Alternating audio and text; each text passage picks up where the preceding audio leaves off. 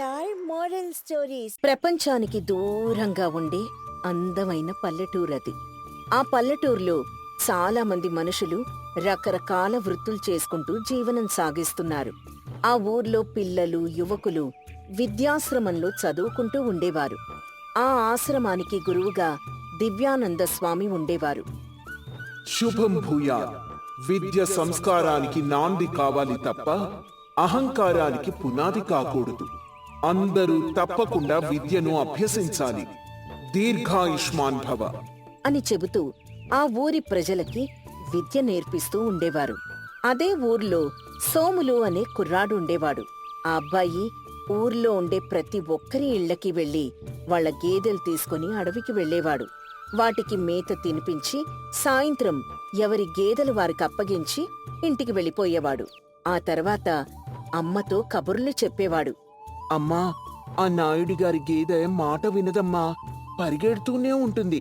దాని వెనక పరిగెడితే ఆయాసమే అమ్మా. మన రామారావు మామ వాళ్ళ ఆవుకి ఏదో జబ్బు చేసినట్టుంది, అస్సలు తినట్లేదు. ఆచారి గారికి చూపిస్తే బాగుండు అంటూ అడవిలో జరిగే ప్రతి విషయాన్ని తన తల్లికి చెప్తూ ఉండేవాడు. అమ్మ అవన్నీ ఓపిగ్గా విని నవ్వుతూ సమాధానం చెప్పేది. నిన్ను నమ్మి నీ గేదెలిస్తున్నారు కదా, వాటిని జాగ్రత్తగా మళ్ళీ ఇంటికి చేర్చాలి నాన్నా. పాడి పశువులు ఎంత బావుంటే ఆ ఇంట్లో అంత సంపద ఉన్నట్టు. వాటికేం కాకుండా చూసుకో, ఎవ్వరి దగ్గర మాట రానివ్వకూడదు అంటూ తల్లి సుందరమ్మ కొడుక్కి జాగ్రత్తలు చెప్తూ ఉండేది. ఆ తర్వాత కొడుక్కి ఏం కావాలో అన్ని వంటలు సిద్ధం చేసి పెట్టేది. ఇద్దరూ వెన్నెల్లో కూర్చొని హాయిగా తినేవారు. ఇలా జరుగుతూ ఉండగా ఇంకో పక్క ఆ ఊర్లో ఉండే యువకులు సోముల్ని ఎప్పుడూ ఎగతాళి చేస్తూ ఉండేవారు. సాయంత్రం పూట ఎప్పుడైనా యువకులందరూ అరుగుమీద కూర్చున్నప్పుడు సోములక్కడికి వెళ్తే వాళ్ళంతా ఈ విధంగా మాట్లాడేవారు. ఏంట్రా ఇలా వచ్చావు? ఇక్కడ నీ గేదెలేమైనా తప్పిపోయాయా? నువ్వు గేదెలతో కాకుండా మనుషులతో కూడా మాట్లాడతావురా? సూర్యుడికి భూమి ఎంత దూరం ఉందో చెప్పు చూద్దాం హా అంటూ వాళ్లే తెలివైన వాళ్లుగా, చదువులేని సోములు మాత్రం తెలివి లేని వాళ్లాగా చూస్తూ మాట్లాడుతూ ఉండేవారు. ఇవన్నీ విని కూడా సోములు పెద్దగా బాధపడేవాడు కాదు. వాళ్లతో కలిసి తను కూడా నవ్వేవాడు. ఒకరోజు ఆ ఊర్లో జాతర చేయాలని పెద్ద మనుషులందరూ నిర్ణయించారు. యువకులందరికీ రకరకాల పనులప్పగించారు. బర్రెలు కాచుకునే సోములకి మాత్రం ఏ పని చెప్పలేదు. దాంతో సోములు పంచాయితీ పెద్దయిన పట్టాభిరామయ్య దగ్గరికి వెళ్లాడు. పట్టాభిరామయ్య అప్పుడే ధాన్యం బస్తాల్ని ఎడ్ల బండిలో పంపించి తీరిగ్గా వరండాలో కూర్చొనున్నాడు.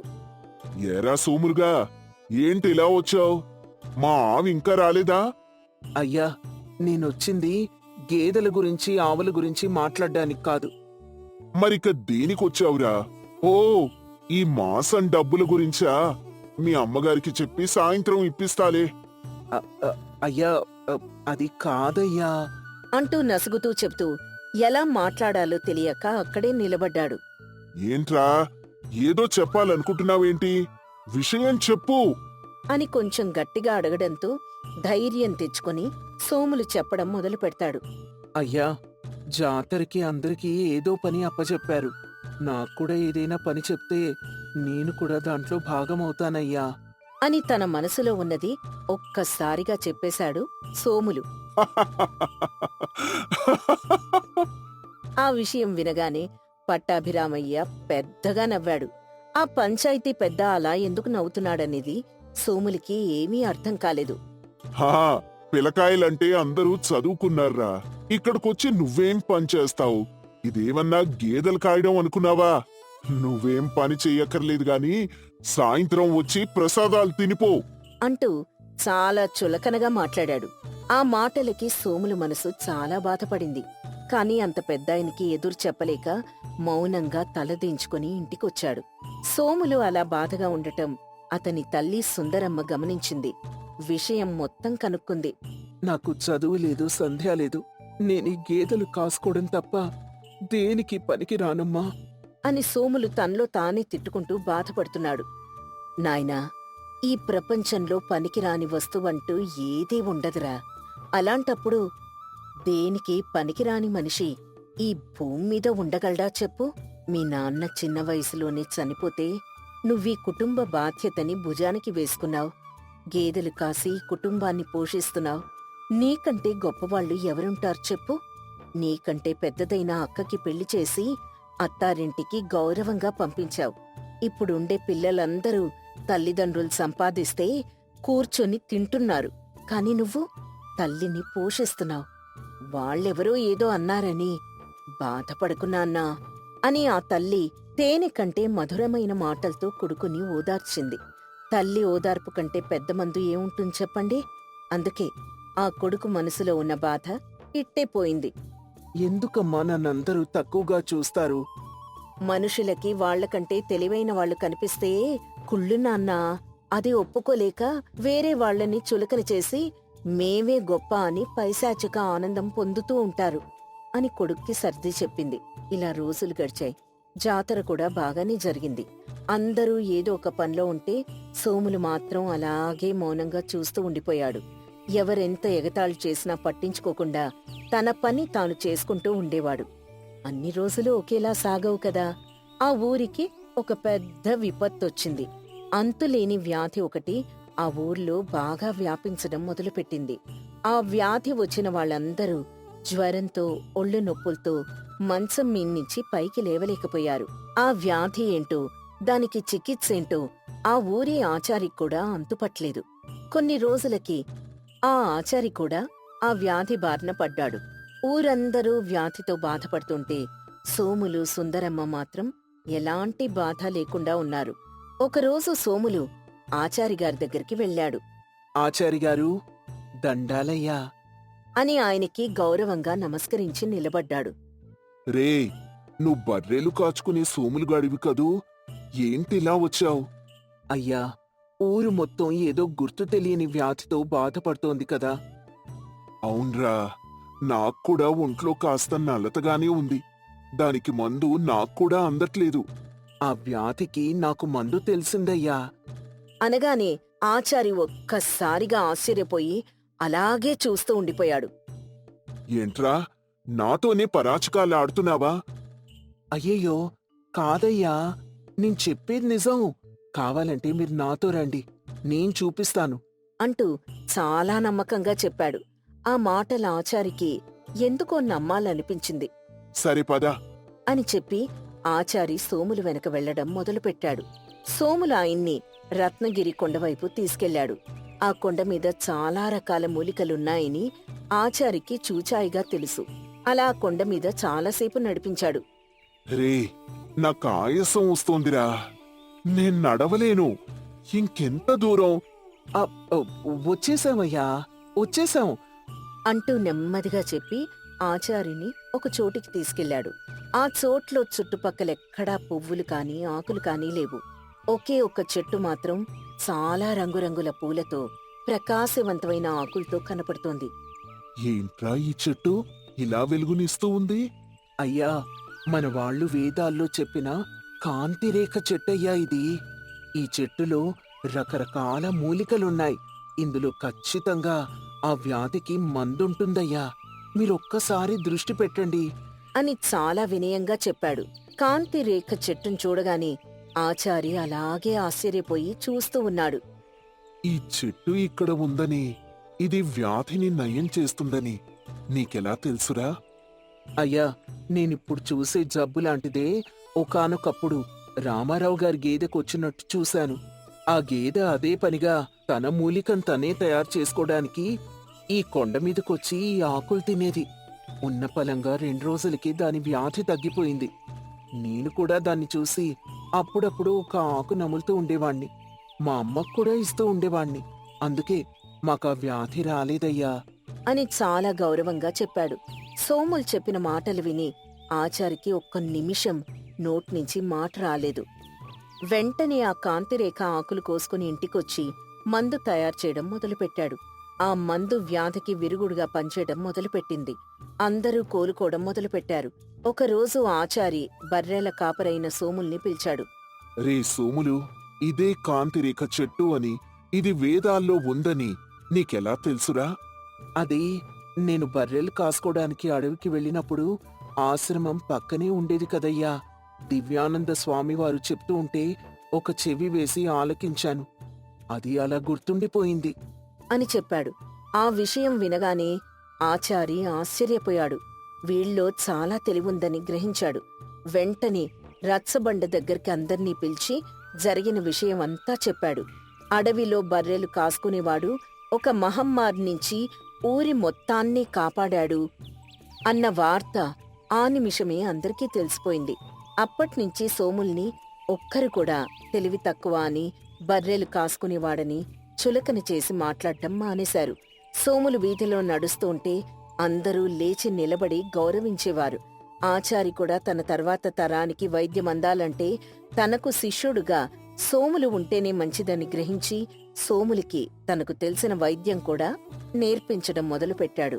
ఎంతో మంది శిష్యుల్ని తయారు చేసిన దివ్యానంద స్వామి నడి వీధిలో నిలబడి ఈ విధంగా చెప్పారు. ప్రతి గురువు దగ్గర శిష్యులు చాలా నేర్చుకుంటారు, కానీ నా ఏకలవ్య శిష్యుడైన సోముల దగ్గర నేను చాలా నేర్చుకున్నాను. నా ప్రియమైన శిష్యుడు వాడే అని చెప్పాడు. సుందరమ్మ వీధిలో నడుచుకుంటూ వెళ్తూ ఉంటే సోములన్నా వాళ్ళ అమ్మరా అని పిల్లలందరూ చెప్పుకుంటే ఆ తల్లి మురిసిపోయేది. తల్లిదండ్రులకి అంతకంటే గౌరవం ఏముంటుంది చెప్పండి.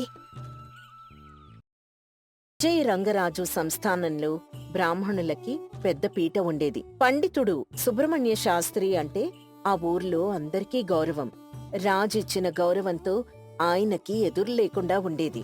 ఆ ఊర్లో ఆస్తి, సంతోషం, సిరి సంపదలతో తులతూగుతూ ఉండేవారు. లంకంత ఇంట్లో చాలా మంది పనివారుండేవారు. రే కృష్ణశాస్త్రి, నువ్వు పాడి ఆవులకి మేత వేయి, అలాగే ఊర్లో అందరికీ పాలు పోయి. రంగా, నువ్వెళ్ళి ఉత్తరం వైపు ఉన్న పొలాలన్నీ చూడు. రే బాలస్వామి, ఈరోజు అమ్మగారికి ఇంటి పనుల్లో సాయం చేయండి అని సుబ్రహ్మణ్య శాస్త్రి అందరికీ పనులు పురమాయించి గుడికి వెళ్లేవారు. శివాలయంలో భక్తుల కష్టాలన్నీ దేవుడికి చెప్పి అక్కడ్నించి ఇంటికొచ్చేవారు. ఇలా సుబ్రహ్మణ్య శాస్త్రి అనసూయల జీవితం సాగిపోతూ ఉండేది. అనసూయ, ఈ రోజు ఎలా గడిచింది? అంతా బాగానే ఉందండి అంటూ భార్యాభర్తలు మాట్లాడుకునేవారు. ఒకరోజు గుళ్ళో సుబ్రహ్మణ్య శాస్త్రి ఉండగా రామయ్య అనే సన్నకారు రైతు వచ్చాడు. అతని పక్కన ఒక కుర్రాడున్నాడు. రామయ్య, ఏంటిలా వచ్చావు? పంట ఎలా ఉంది? నమస్కారమయ్యా, మీ దయ వల్ల బాగానే ఉంది. వీడు నా కొడుకు సూరిబాబు అని సూరిబాబుని చూపించాడు. శాస్త్రి సూరిబాబుని చూశాడు. వీణ్ణి మీ దగ్గర పనిలో పెట్టుకోవాలి. ఏ పని లేకుండా గాలికి తిరుగుతున్నాడు అంటూ కొంచెం బాధతో చెప్పాడు. రామయ్య బాధని శాస్త్రిగారు అర్థం చేసుకుని సూరిబాబుని పిలిచారు. సూరిబాబు శాస్త్రి దగ్గరికి వచ్చాడు. నీకేం పనొచ్చు? నాకన్ని పనులు వచ్చు అని కొంచెం గర్వంగా చెప్పాడు. శాస్త్రి చిన్నగా నవ్వి రామయ్య, నువ్విన్నిక్కడే వదిలిపెట్టి వెళ్ళిపో అని చెప్పారు. రామయ్య నమస్కరించి వెళ్ళిపోయాడు. సూరిబాబుని తీసుకుని శాస్త్రిగారు ఇంటికి వెళ్లారు. లంకంత ఇంటిని సూరిబాబు గుడ్లప్పగించి చూశాడు.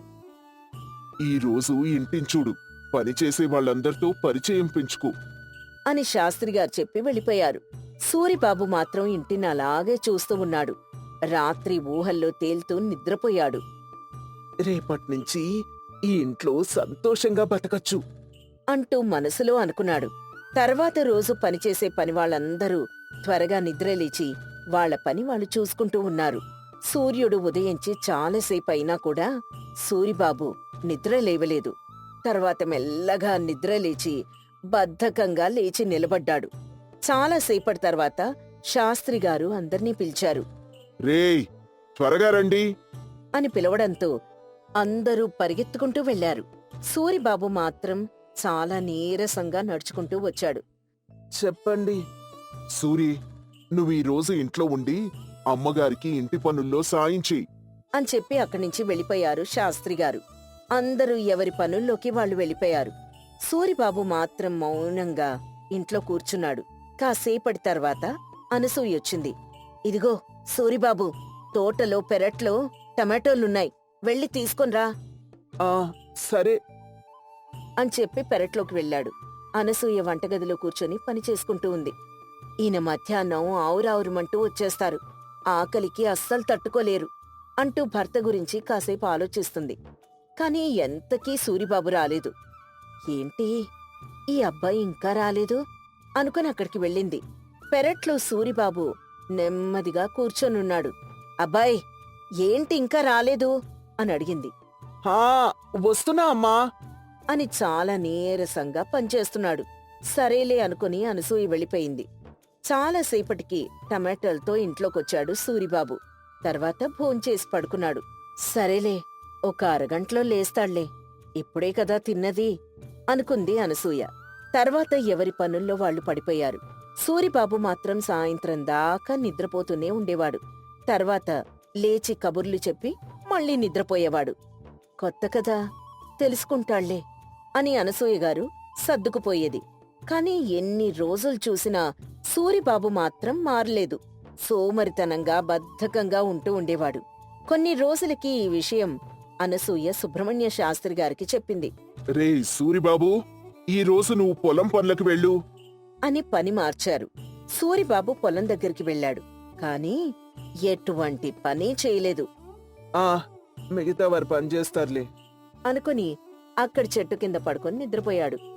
ఇలా పడుకుంటే వేరే వాళ్ళు ఎలా పనిచేస్తారు? నువ్వు పనెప్పుడు నేర్చుకుంటావురా అని అరిచారు. రేపటి నుంచి ఇలా జరగదండి అని సూరిబాబు శాస్త్రి గారికి చెప్పాడు. సుబ్రహ్మణ్య శాస్త్రి గారు కూడా సరేలే అనుకుని వదిలేశారు. కాని ఆయన చెప్పిన తర్వాత కూడా సూరిబాబు మారలేదు. ఈ విషయం భార్యాభర్తలు కూర్చొని మాట్లాడుకున్నారు. ఏమండి, మీరు తీసుకొచ్చిన సూరిబాబు అస్సలు పనిచేయడం లేదు. వాణ్ణెందుకు ఉచితంగా మేపాలి, మనం వాణ్ణి పంపించేద్దాం, ఏమంటారు అని కొంచెం ఉక్రోషంగా చెప్పింది. సుబ్రహ్మణ్య శాస్త్రి గారు కాసేపు ఆలోచించి, వాళ్ళ నాన్న చాలా మంచివాడనసూయ, మనల్ని నమ్ముకొని ఉన్నాడు. చాలా కష్టం చేసే వ్యక్తి. వీణ్ణి మార్చాల్సిన బాధ్యత మనమీదే ఉంది అని వాళ్ల కుటుంబ పరిస్థితి గురించి ఆలోచించాడు.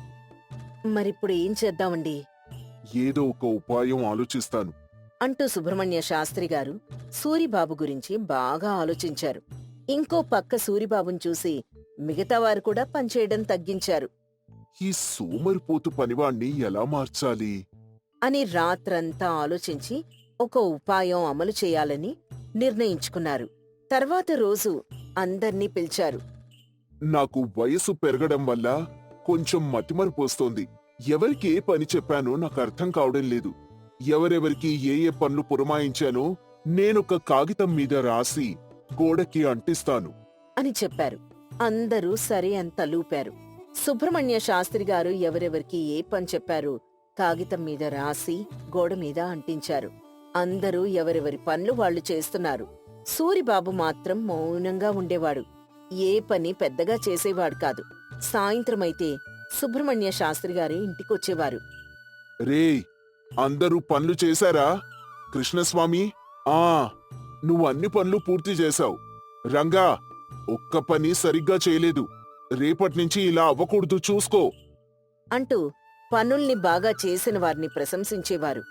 సూరిబాబు, నువ్వు ఒక్క పని కూడా చేయలేదురా, సిగ్గు లేదా నీకు అని అందరి ముందు తిట్టారు. సూరిబాబుకి చాలా కోపం, సిగ్గుగా అనిపించింది. కాని సోమరితనాన్ని మాత్రం వదులుకోలేకపోతున్నాడు. తర్వాత రోజు కూడా సుబ్రహ్మణ్య శాస్త్రి గారు అందర్నీ పిలిచి పనులు చెప్పారు. ఈ రోజు పనులు పూర్తి చేసిన వారికి మంచి మంచి బహుమతులిస్తాను అని మంచి మంచి బహుమతుల గురించి చెప్పేవారు. దాంతో మిగతా పని మనుషులకి ఇంకా ఉత్సాహం వచ్చింది. అందరూ చాలా ఉత్సాహంగా పనిచేయడం మొదలుపెట్టారు. ఒకరి మీద ఒకరు పోటీపడి మరీ పనిచేసేవారు. ఈ రోజు రంగడు అన్ని పనులు బాగా చేశాడు. రంగా, నీకొక మాసానికి సరిపోయే బియ్యం ఇస్తాను అని చెప్పి బియ్యమిచ్చారు. మరుసటి రోజు కృష్ణస్వామి చాలా బాగా పనిచేశాడు. అయ్యా, ఈ రోజు నేను అన్ని పనులు పూర్తి చేశానయ్యా. శభాష్, ఈ రోజు కృష్ణస్వామికి 100 వరహాలిస్తాను అని 100 వరహాలిచ్చారు. ఇలా జరుగుతూ ఉంటే సూరిబాబుకి తనకి తానే ఎందుకో సిగ్గనిపించింది. ప్రతిరోజు నేను అసమర్థుల్లాగా బతుకుతున్నాను అంటూ అనుకున్నాడు. పని చెయ్యాలి అని ఆలోచనైతే వచ్చింది. ముందు త్వరగా నిద్రలేవడం అలవాటు చేసుకున్నాడు. సూరిబాబులో వచ్చిన మార్పు చూసి సుబ్రహ్మణ్య శాస్త్రి గారికి కొంచెం సంతోషం కలిగింది. అనసూయ, చూసావా, సూరిబాబులో కొంచెం మార్పు వచ్చింది. ఉదయాన్నే లేస్తే అయిపోతుందా? అడుగు వేయడం మొదలు పెడితే నడక సాఫీగా అయినా సాగుతుంది. అని మంచి ఉద్దేశంతో ఆలోచించారు. సూరిబాబు మొదటి రోజు 1-2 పనులు చేసేవాడు. తర్వాత రోజు 50% పనులు చేశాడు. ఎంత పని చేసినా ఒక పక్క సూరిబాబుని చూస్తున్నారు కాని సుబ్రహ్మణ్య శాస్త్రి గారు పైకి చెప్పడం లేదు. ఎంత పని చేసినా బహుమతి ఒక్కటి కూడా దక్కకపోవడంతో సూరిబాబులో కసి ఇంకా పెరిగింది. ఎలాగైనా నేను శాస్త్రి గారి మన్ననలు పొందాలి. అని బాగా కష్టపడటం మొదలుపెట్టాడు. కొన్ని రోజులకి అందరికంటే ముందు సూరిబాబు పనులన్నీ పూర్తి చేశాడు ఈ రోజు బహుమతి గెలుచుకునేది సూరిబాబు అని చెప్పారు సుబ్రహ్మణ్య శాస్త్రి గారు. ఆ నిమిషం సూరిబాబు పొందిన సంతోషం అంతా ఇంతా కాదు, ఎప్పుడూ ఇలాగే ఉండాలి అని మనసులో నిర్ణయించుకున్నాడు. తర్వాత రోజు నుంచి ఇంకా ముందే లేచి పనులు చేయడం మొదలుపెట్టాడు. ఒకరోజు మధ్యాహ్నం చెట్లకు పురుగులు తీస్తూ సూరిబాబు చాలా కష్టపడుతున్నాడు ఈ రోజు ఎలాగైనా పనులన్నీ పూర్తి చేయాలి అని మాత్రమే ఆలోచిస్తున్నాడు. ఈలోపు అనసూయ అక్కడికి వచ్చింది. ఇదిగో అయ్యా సూరిబాబు, సూర్యుడు నడి నెత్తి మీదకొచ్చాడు, రా అయ్యా భోజనం చేద్దువు అని ఒక తల్లి పిలిచినట్టుగా పిలిచింది. కొంచెం పనుందమ్మా, మళ్ళీ వస్తాను అని చెప్పాడు. అనసూయ గారికి చాలా సంతోషమేసింది. ఆ రోజు సాయంత్రం సుబ్రహ్మణ్య శాస్త్రి గారి ఇంటికి రాగానే అనసూయ సూరిబాబు గురించి చెప్పింది. ఏవండి, సూరిబాబులో చాలా మంచి మార్పు వచ్చింది, వాడు తలుచుకుంటే గొప్పవాడవుతాడు అని మురిసిపోతూ చెప్పింది. సుబ్రహ్మణ్య శాస్త్రి గారు కూడా చాలా ఆనందపడ్డారు. సూరిబాబులో సోమర్తనం పూర్తిగా పోయి అతని ధ్యాసంతా పనిమీదకి మారిపోయింది. అనసూయ సుబ్రహ్మణ్య శాస్త్రి గారికి పిల్లలు కూడా లేకపోవడంతో సూరిబాబు వాళ్లకొక కొడుకుగా మారిపోయాడు. రే సూరి, మన చెరుకు పంటకి ఎరువులు వేశాను, దళార్తో మాట్లాడాను, ఈ రోజు వస్తాడు అంటూ ముందే పనిచేసేవాడు. సుబ్రహ్మణ్య శాస్త్రి గారికి చాలా సంతోషమేసింది. ఒకరోజు సూరిబాబు తండ్రి రామయ్య ఇంటికొచ్చాడు. శాస్త్రి గారు, నమస్కారం అండి. చెప్పండి. అదే పండగ వస్తోంది కదా, సూరిబాబుని 4 రోజులు తీసుకెళ్దామని అంటూ మామూలుగా చెప్పాడు. నువ్వు ఇప్పటికప్పుడు వచ్చి అడిగితే ఎలా? సూరిబాబు లేకపోతే ఇక్కడ పనులు ఆగిపోతాయి అని అనసూయ గారు కొంచెం ప్రేమగా కోపంగా చెప్పింది. సరేలేవే. సూరి, త్వరగా వచ్చేసేయ్ అని చెప్పి పంపించారు. తన కొడుకు ప్రయోజకుడైనందుకు రామయ్య చాలా సంతోషించాడు.